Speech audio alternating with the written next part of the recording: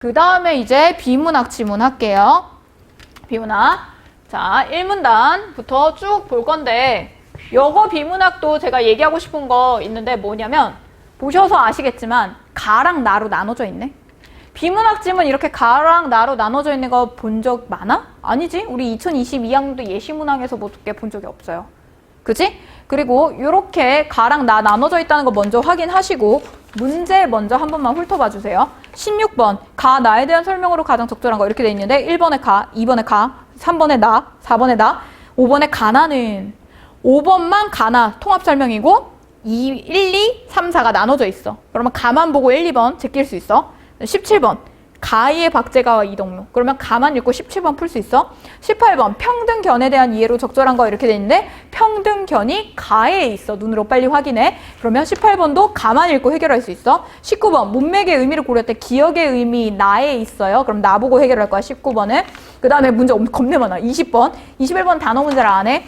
20번 보기는 가의 제시는 북학의 이유다. A와 나를 참고해서 보기에 대한 비판적 읽기를 수행한 학생의 반응으로 적절하지 않은 거. 이거 예시문항에서 본 거야. 예시문항에서 그대로 봤어. 이거 유형 소름 돋지?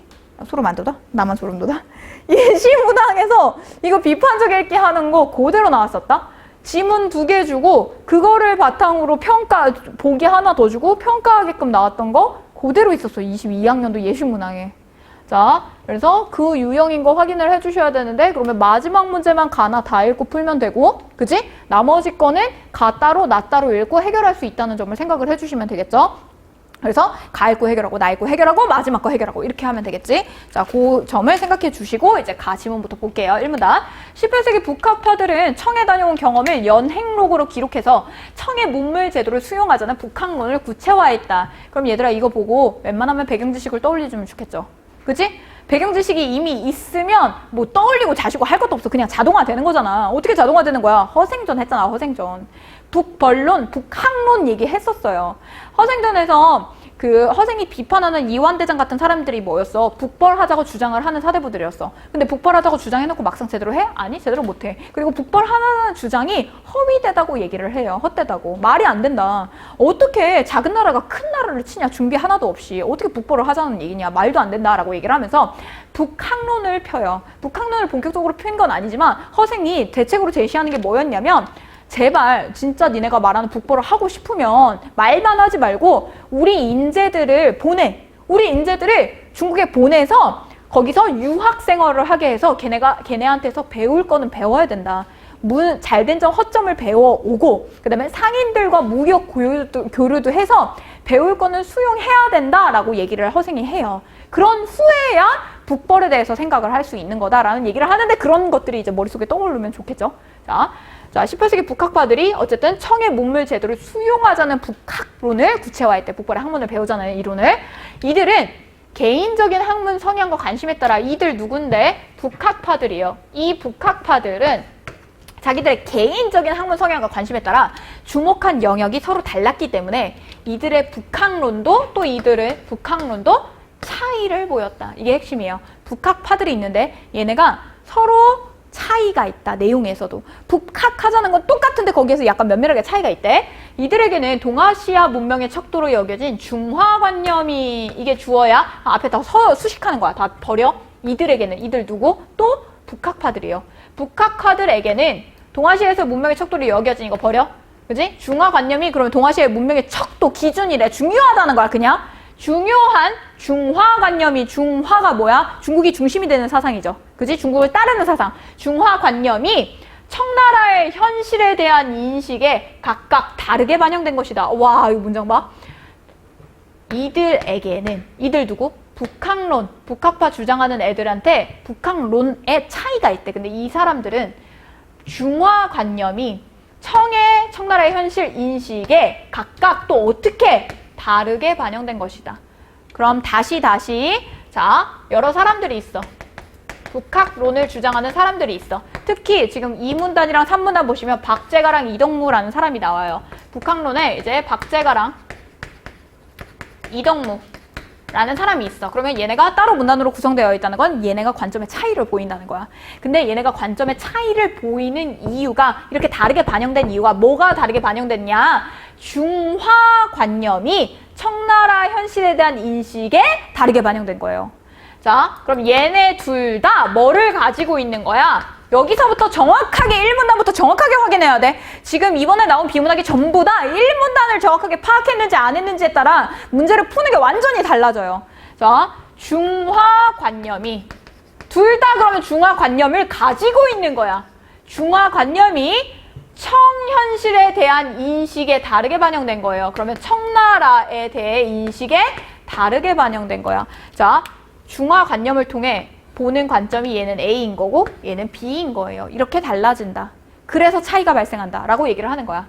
자, 1778년 연행길에 올라 동일한 일정을 소외했던, 그럼 둘이 같이 다녔는데 청나라를 박제가랑 이동무의 연행록에서도 이러한 차이가 확인된다. 그럼 어떤 차이인지 확인을 해야죠. 둘 다 중화관념 가졌는데 그걸로 청나라를 어떻게 보는지가 서로 달랐다.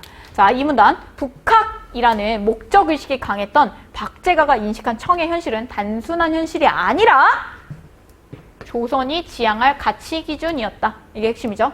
그가 쓴 북학이에 묘사된 청의 현실은 특정 관점에 따라 선택 및 추상화된 것이었으며 뭐라고? 특정한 관점에 따라 취사 선택했다. 자기가 보고 싶은 것만 본 거죠. 그런 청의 현실은 그에게 중화가 손상 없이 보존된 것이자 중화가 박제가한테 중화라는 건 손상 없이 청나라가 보존하고 있는 거래. 그 다음에 조선의 발전 방향이기도 했다. 조선의 발전 방향, 지향해야 할 가치 똑같은 말이네. 그치? 뭔 소리야? 청나라는 중화라는 관념을 그대로 가지고 있어. 그래서 우리나라는 그 중화라는 관념에 따라서 지향해야 돼. 청나라의 모습을. 청나라를 발전 방향으로 삼고 청나라의 모습처럼 되려고 노력해야 돼. 자, 중화관념의 절대성을, 중화관념 엄청 중요하다고 강조하는 거죠, 얘가. 절대성을 인정하기 때문에 당시 조선은 나름의 독자성을 유지하기보다 독자성 다 필요 없어. 조선만의 것 다 필요 없어. 중화와 합치되는 방향으로 나아가야 한다는 생각이 그의 북학론의 밑바탕이 되었다. 뭐라고? 얘 중화관념 어떻게 생각한다고? 청나라 따라가자고. 조선 거 다 필요 없어. 청나라 따라가자. 라고 얘기를 한대요. 됐지? 그래서 중화와 합치되는 방향. 자, 명에 대한 의리를 중시하는 당시 주류의 견해에 대해 명나라를 중시하는 의리가 이제 북벌을 하자는 관념이었죠. 그지? 청나라가 명나라를 쳤기 때문에 우리는 명나라에 대한 의리를 지켜야 된다. 이런 얘기를 하는 거였죠. 그는 의리 문제는 청이 천하를 차지하면 이제 100년이 지나면서 자연스럽게 소멸된 것으로 여기고, 명나라 의리 이런 거 안 중요해. 벌써 청나라가 나라를 다스린 지가 100년인데 뭔 소리 하는 거야. 그죠? 청 문물제도의 수용이 가져다주는 이익을 논하며 문물제도 그럼 수용하자는 거네. 자, 북학론의 당위성. 북학론을 해야 되는 이유가 뭐야? 이익 때문이야. 뭐가 주는 이익? 문물제도 수용을 했을 때의 이익. 자, 대체로 이익 추구에 대해 부정적이었던 주자학자들과 달리, 그러면 그 당시의 주류는 주자학자들에서 성리학자들 얘기를 하는 거죠. 사대부들. 이것과 달리 이익 추구를 인간의 자연스러운 욕망으로 긍정하고 양반도 이익을 추구하자는 등 양반도 이익을 추구해라 하는 등 실용적인 입장을 보였다. 실학에서 온 거죠. 이해되는 거지? 그래서 당시에 뭐 주작 이런 것도 얘기 나왔던 거 확인을 해주세요. 근데 배경 지식이 있으면 확인을 했을 거야. 결국엔 얘가 북학론을 주장한 당위성, 마땅히 북학론을 우리가 추구해야 된다라고 한 이유는 뭐라고? 청의 문물제도 수용을 하면 우리나라한테도 이익이 있기 때문이다 라고 얘기를 한 거라고. 그치? 그래서 양반도 이익을 추구해야 된다. 실용적으로 살아라 제발. 이렇게 얘기를 하는 게 박제가였다고. 자, 그 다음에 이덕무는 이병기라는 걸 저수를 하면서 청의 현실을 어떻게 기록한다고? 객관적으로. 그럼 벌써 차이점이야. 아까 박제가 뭐라 그랬어? 조선이 지향할 가치 기준. 관점에 따라 취사 선택했어. 보고 싶은 것만 봐. 그치? 그래서 청나라 긍정으로 봐. 근데 얘는 뭐래? 객관적인 태도로 기록하고자 하였대. 잘 정비된 마을의 모습을 기술하여. 여기도 문장 잘 봐봐 얘들아. 기록하고자 한 거야. 기록했다가 아니라. 기록했으면 그렇게 기록했다고 했을 거야. 이 얘기 왜 하냐면 밑에 보면 알 수 있어. 그렇게 객관적으로 태도로 분명히 기록한다고 해놓고 안 했거든. 아닌 부분도 있거든. 그게 나올 거야. 이런 문장도 매끄럽게 잘 확인을 하셔야 돼요. 잘 정비된 마을의 모습을 기술화하며 그는 황제 행차에 대비하여 이루어진 일련의 조치가 민생과 무관하다고 지적하였다. 지적질했대. 그러면 청나라 꼬라지 좋다고 본 거야? 안 좋다고 본 거야? 아니야. 부정적인 측면도 있다고 본 거예요. 이해되는 거지? 자, 우리 전에 연행가 했던 거 기억나죠? 가사에서 연행가 얘기했었어. 엄청 긴 거. 기억 안 나? 기억난다고 해주면 안 될까? 일동장효가랑 연행가가 있는데 일동장효가는 일본 갔다 온 거, 연행가는 청나라 갔다 온 거, 사신으로. 그치? 그래서 그 연행가에 보시면 그 청나라 사람들을 약간 무시하고 하대는 좀 그렇고 무시하고 명나라를 높이는 그런 태도 때문에 게다가 손톱이 엄청 긴 게 징그럽고 그다음에 이빨이 하도 이를 안 닦아서 누렇고 막 이런 얘기를 하는 구절이 나와 있었어요. 그리고 복장이 이상하다 막 이런 얘기를 하는 게. 그래서 제일 볼만한 것들은 그나마 명나라 관습에 남아있는 전족 남아있는 거, 명나라 한족 사람들이 가지고 있는 전족이 그나마 제일 볼만하다. 나머지는 다 볼품이 없다. 이런 식으로 얘기를 하는 구절이 있었는데 그런 거랑 이제 관련이 됐다고 생각을 하면 되죠. 잘 정비된 마을의 모습을 이제 보면서 서술을 했어. 어떻게? 민생과 무관하게 살고 있다. 이거 부정적이다. 라고 얘기를 한 거야. 자, 하지만 청의 문물 효용을, 효과적인 사용, 이 정도는 알지 이제. 청 문물의 효용은 아까 박제가도 얘기를 했던 거죠. 도외시하지 않고, 등한시하지 않고, 그러면 청 문물 효용 인정한 거네. 청 문물을 수입하면 우리가 받아들이면 이익이 있다는 걸 인정을 한 거야. 박제가와 마찬가지로 설명해주네. 물질적인 삶을 중시하는 이용후생에 관심을 보였다. 얘들아, 이용후생 뜻 나와 있어, 안 나와 있어? 비문학에. 안 나와 있지. 왜? 이 정도는 알 거라고 생각을 하는 거죠. 이용후생도 허생전 할 때 했었어. 널리 잘 이용하는 거야. 기구들을, 실용적인 기구들을 잘 만들어서 널리 이용해서 백성들의 삶을 후하게 만들어주는 거예요. 그게 이용후생이야. 뭐야? 실학사상이야, 실학사상. 제발 도구를 제대로 효율적으로 써서 백성들을 편안하게 실제적으로 도움이 되게끔 하자. 이용후생에 관심을 보였다. 스스로 평등견이라고 불렀던 인식태도를 바탕으로 뭐라고? 얘의 인식태도는 뭐였대? 자기 자신을 평등견이라고 불렀대. 그는 당시 청에 대한 찬반 이분법에서 벗어나 청과 조선의 현실적 차이뿐만 아니라 양쪽 모두의 가치를 인정했다. 아까 박제가 생각해봐. 박제가는 완전 중화사상 딱 해갖고 청나라 예찬이야. 청나라 문물 수용한 거 다 따라하고 막 그 발전 방향을 삼아야 된대. 거기에 청나라 문물만큼 도달하기 위해 노력해야 된대. 근데 얘는 뭐래? 자기의 인식 태도는 평등이야, 평등. 그래서 조선과 청의 현실적 차이도 인정. 그리고 양쪽 모두 다 인정. 이런 시각에서 그는 청과 조선은 구분되지만, 물론 구분되는 거 말하자. 둘이 다른 건 맞는데 서로 배타적이지 않자. 배척하고 막 이거는 별로고 이거는 좋고 막 이렇게 하는 게 아니다. 그래서 즉 청을 배우는 것과 조선 사람이 조선의 풍토에 맞게 청나라 거를 배워서 아까 문물 수용하는 거는 긍정적으로 봤잖아. 이 문물을 받아들여서 조선 사람 풍토에 맞게 살아가는 것은 서로 모순되지 않는다는 것이다. 하지만 그는 중국인들의 외양이 만주족처럼 변화된 것을 보고 무슨 감정? 비통한 감정을 토로하며 중화의 중심이라고 여겼던 명나라에 대한 의리를 중시하는 등 자신이 제시한 인식태도, 어떤 인식태도? 평등하다고, 자기는 평등한 사람이야! 라고 했던 인식태도에서 벗어나는 모습을 보이기도 했다. 이해되는 거죠? 그래서 요게 한계야. 분명히 자기 평등한 사람이라며. 중국도 인정, 우리나라도 인정. 중국의 문물은 좋은 거니까 그 중에 좋은 것들을 우리가 받아들여야. 중국도 나쁜 점도 있긴 있어. 중국도 부정적인 면이 있긴 있는데 좋은 점을 받아들여서 하자라고 해놓고, 꼬라지 봐봐봐 쟤네. 명나라의 그런 모습들이 다 없어졌다. 청나라 외양 엉망진창이다 라고 얘기를 하는 거죠. 자, 그래서 요런 점들 차이점 확인을 해주시고 문제를 바로 볼게요. 16번. 자, 가나에 대한 설명으로 적절한 거 답이 정말 땡큐하게도 1번이에요. 그럼 바로 답 1번하고 사실은 2, 3, 4, 5번은 사실 저는 안 볼 건데 1번이 정확해야겠죠. 가는 18세기 중국에 대한 학자들의 견해를 제시하면서 학자들 누구? 박제가, 이동묘. 이러한 견해의 형성 배경 및 견해 간의 차이를 설명하고 있다. 실학사상 형성 배경, 그 다음에 견해 간의 차이, 박제가랑 이동묘가 어떤 차이가 있나. 그래서 답은 1번이 됩니다. 그치? 그래도 나머지 혹시 모르니까 봐야지. 2번, 가는 18세기 중국을 바라보는 사상적 관점을 제시하면서 사상적 관점? 각 관점이 지닌 역사적 의의와 한계를 비교한다? 틀렸죠? 그치? 박제가는 한계 얘기 나오지도 않았고 이동무도 이동무가 자기의 인식 태도를 지키지 못한 점도 있었다는 게 한계로 지적되는, 한계까지 보기 힘들죠? 특히 역사적 한계 아니죠? 그치? 그래서 2번 아니고 3, 4, 5에서 5번 모든 거야. 가는 18세기 중국의 현실을 제시하면서 그러한 현실이 다른 나라에 미치는 영향, 중국의 현실을 제시했다고? 가가? 아니죠. 가가 웬 중국의 현실. 지금 어떻게 북학론자들이 받아들이는지 얘기를 하는 건데. 자, 그래서 어쨌든 답은 1번이고, 자, 그 다음에 17번 볼게요. 아까 18번까지 가로 해결된다 그랬어. 17번 가의 박제가와 이동무에 대한 설명으로 적절하지 않은 거. 1. 박제가는 청에 문물을 도입하는 것이 중화를 이루는 방도라고 간주했다. 문물 도입해야 돼 무조건. 2번 박제가는 자신이 파악한 청의 현실을 조선이 평가하는 기준. 맞죠? 그 기준까지 조선을 평가하는 기준이 된데 뭐가 청나라의 현실이 왜? 청나라의 현실의 발전 방향이니까. 그럼 청나라의 현실을 기준으로 두고 우리나라가 어디까지 있나 라고 평가를 할 수가 있는 거죠. 3번 이동무는 청의 현실을 관찰하면서 이면에 있는 민생의 문제를 간과하지 않았다. 그냥 넘어가지 않았어. 그래서 민생에 도움이 되지 않는다. 그래서 부정적인 면 짚었죠. 4번 이동무는 청의 문물 효용을 긍정하면서 이거는 긍정해서 이용 후생 얘기했었어. 청이 중화를 보존하고 있음을 인정했다? 아니요. 중화 보존 못해. 명나라를 중화의 중심으로 보고 청나라 때문에 명나라의 모습이 많이 없어졌다라는 걸 안타까워했다 그랬잖아. 비통함을 느꼈다 그랬잖아. 답 4번이네. 그죠? 5번 박제가와 이동무는 모두 중화관념 자체에 대해서는 긍정적 태도. 맞죠? 되는 거지? 정확하게 해야 돼. 정확하게 읽어야 돼. 정확하게. 자, 그 다음에 18번 평등견에 대한 이해로 가장 적절한 거 누구 거야? 이동무 거죠?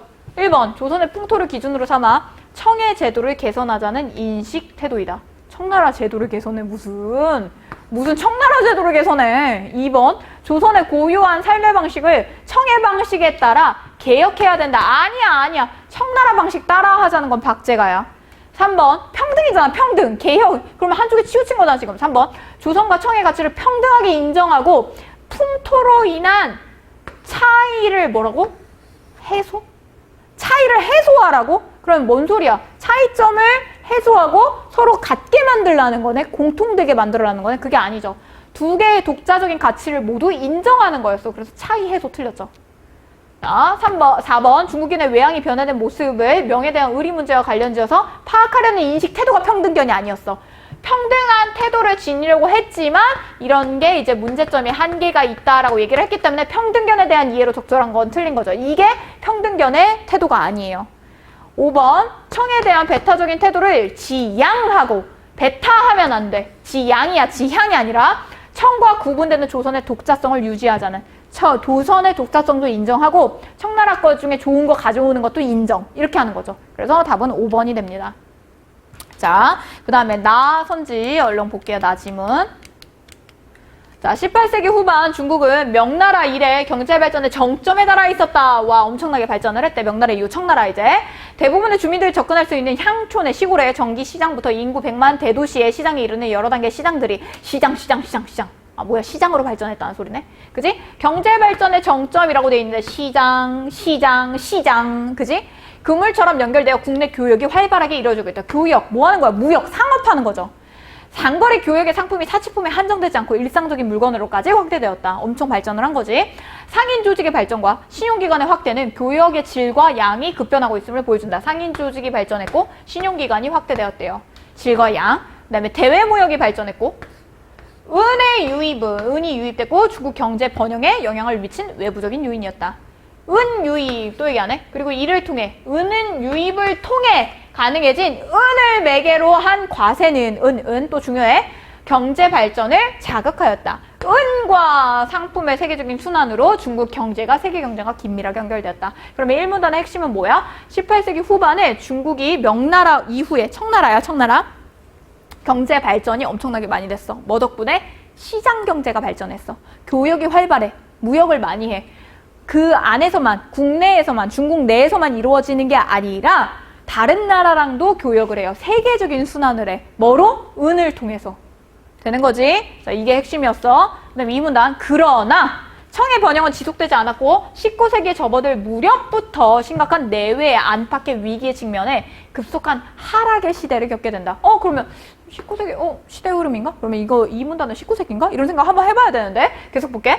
북학파들이 연행을 했던 18세기 후반에도 뭐라고? 18세기 후반이네. 이미 위기의 징후들이 나타나고 있었다. 그러면 18세기 후반부터 나타난 위기의 징후들이 나오는 거야.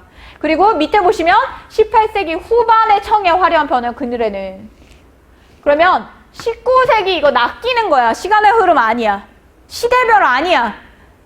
1문단은 18세기에 발전했다는 거. 그 다음에 2문단은 18세기 후반에 하락의 기미가 조짐이 보이기 시작했다는 거예요.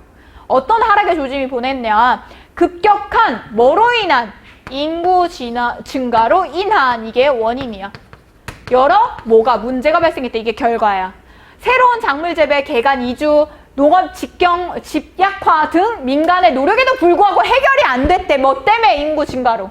인구 증가로 이주 및 도시화가 진행되는 가운데 전통적인 사회적 유대가 약화되거나 단절된 사람들이 상호 부조 관계를 맺는 결사 조직이 성행했다. 뭐 때문에 또? 인구 증가 때문에. 이런 결사 조직은 불법적인 활동으로 연결되곤 했고 위기 상황에서 반란의 기반이 됐다. 인맥에 기초한 관료 사회의 부정부패 심화된 것은 역시 또 설명해. 인구 증가와 무관하지 않았다.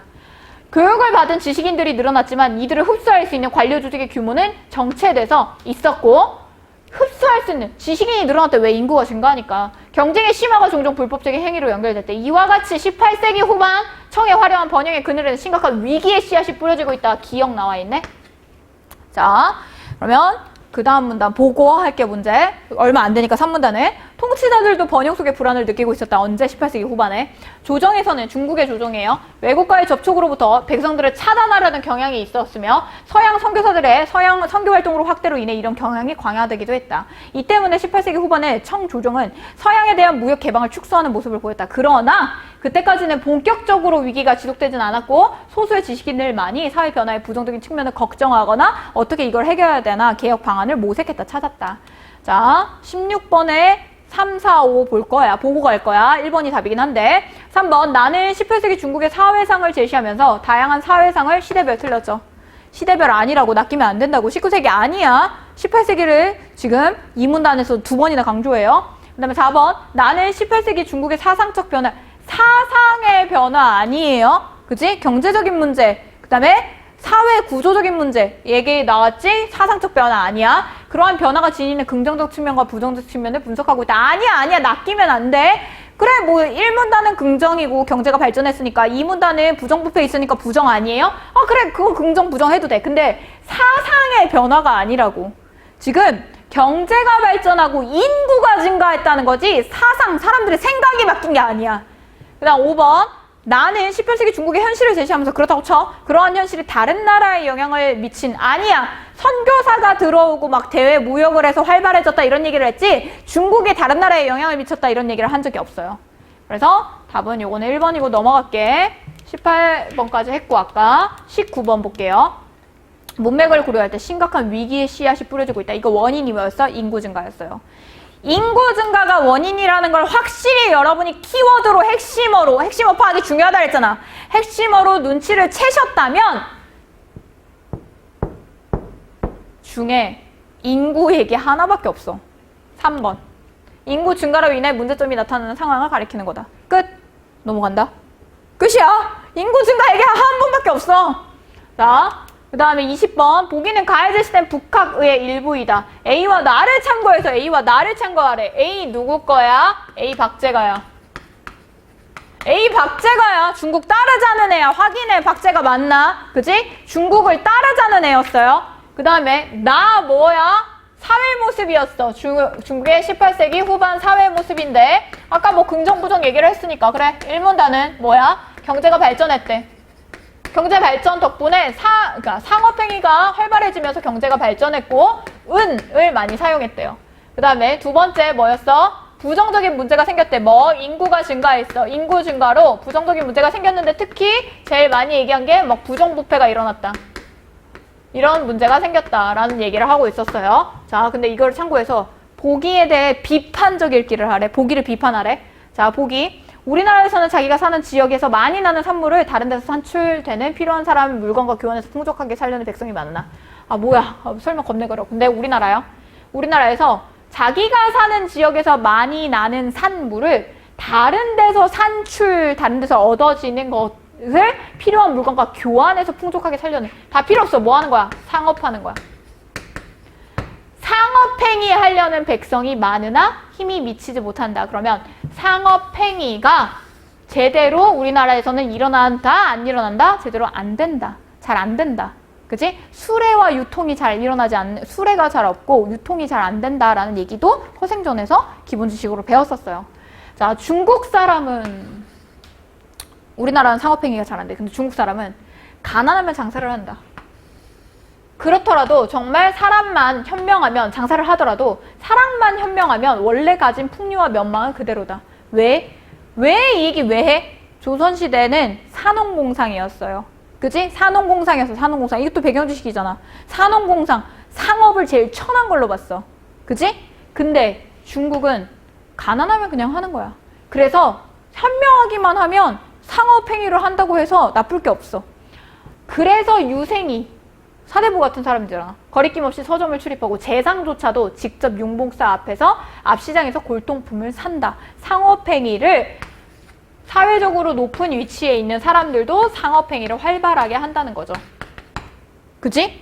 자, 중국이랑 비교했어. 그 다음에 우리나라는 해마다 은 수만 양, 은 얘기랑 연결되겠네. 수만 양을 연경에 실어보내 약자와 비단을 사오는 반면 우리나라는 물건을 팔아 저들의 은으로 바꿔오는 일이 없다. 우리나라에 은, 금이 되게 많았는데 다 소모를 하죠. 은이란 천년이 지나도 없어지지 않는 물건이지만 그러면 은에 대해서 긍정하고 있네. 은을 이제 긍정적으로 보고 있어요. 근데 우리나라는 은을 제대로 사용을 못하고 있대. 자, 이제 볼게. 1번. 보기에 제시된 중국인들의 상업에 대한 인식은 A에서 제시한 실용적인 입장에 부합하는 거라고 볼 수 있다. A에서 박제가가 교역을 하고 문물 제대로 받아들이고 해야 된다고 얘기를 했었어요. 근데 중국인들의 상업에 대한 인식, 상업을 나쁜 거로 보는 게 아니잖아. 높은 지위에 있는 사람들도 누구나 상업행위를 하는 거죠. 그래서 아까 박제가 말 찾아보시면 박제가는 양반도 실용적인 일을 해야 된다라는 얘기가 나와 있었어요. 그 지문에서 얼른 확인하세요. 박제가 문단의 제일 마지막에 있었어요. 그래서 그거 보시면 되고. 그 다음에 2번. 보기에 제시된 조선의 산물 유통에 대한 서술은 산물 유통이 제대로 돼 안 돼. 산물 여기 얘기 나왔잖아. 상업행위가 제대로 안 일어나. A에서 제시된 북한론의 당위성을 뒷받침하는 근거다. 왜? 북한론의 당위성이 뭐였어요? 청의 문물을 받아들이면 이익이 있다. 청의 문물을 받아들이는 것 자체가 뭐 하는 거야? 상업행위 하는 거죠. 그러면 이익이 있다라는 거에 근거로 볼 수 있다. 맞죠? 3번 보기에서 제시된 중국인들의 상행위에 대한 서술은 나에 제시된 중국 국내 교역 양상과 상충, 서로 충돌하지 않는다. 보기에 제시된 중국인들의 상행위 긍정적으로 보죠. 그지? 나에 제시된 중국의 국내 교역, 나에 제시된 중국의 국내 교역, 국내 상업 경제가 활달해진 거. 이거랑 상충되지 않는다. 서로 충돌하지 않고 맞는 얘기다. 서로 통하는 얘기다. 이렇게 중국 사람들이 많이 상행위 하는 게 여기서도 나왔다라는 얘기죠. 문장이 좀 어렵지? 4번 보기에서 제시된 은에 대한 평가는 보기는 은 어떻게 평가했어? 긍정적으로 평가했죠? 나에 제시된 중국 경제 번영에 기여한 요소를 참고할 때 은의 효용적인 측면을 간과한 평가다. 보기에 제시된 은에 대한 평가는 은의 효용적 측면을 간과한 평가다. 이렇게 주어 서술어인 거죠. 여기는 수식이야 그냥. 여긴 그냥 수식이야. 그러면 은에 대한 평가, 보기에 은에 대한 평가, 긍정적인 평가는 은의 효과적 사용 측면을 간과했다. 틀렸죠. 은의 효용성을 인정한 거야. 근데 우리나라는 너무 은을 낭비한다. 답 4번이네. 5번 보기에 제시된 중국의 관료에 대한 묘사는 중국의 관료들 보기에서 어떻게 묘사했는데 얘는 유생이랑 재상들 이런 사람들도 높은 사람들도 상업행위를 활발하게 한다. 나에 제시된 관료 사회의 모습, 나에 제시된 관료 사회의 모습 어디 나왔었어? 부정부패 여기 나왔었어. 나의 관료는 여기야 여기. 중국의 관료들 부정부패. 지배층의 전체 면모가 드러나지 않는 진술이다. 뭐가? 보기에 제시된 중국의 관료에 대한 묘사, 긍정적인 묘사죠. 이 긍정적인 묘사는 지배층 전체를 보여주는 게 아니다. 왜? 부정적인 모습도 있었으니까. 부정부패가 많이 일어났다는. 그죠? 그래서 전체가 아니라 보기는 너무 긍정만 얘기하고 있다라고 할 수 있는 거죠. 그래서 답은 4번이 돼요. 여기까지 이해됐나요, 얘들아? 얘들아, 여기까지 이해됐어? 이해됐다고 얘기해주면 안 될까? 이해됐다고 얘기해주면 안 될까? 잘 따라오고 있는 거 맞아? 이해됐다고 얘기 좀 해줘. 이응 해줘. 빨리. 네. 진짜 이해된 거지? 이해 안 되는 거 있으면 질문 언제든 겐톡으로 하시던가 채팅창으로 하시고 그 다음에 또 이제 비문학 질문을 할 건데 우리 22, 23, 24, 25 봐야 되거든?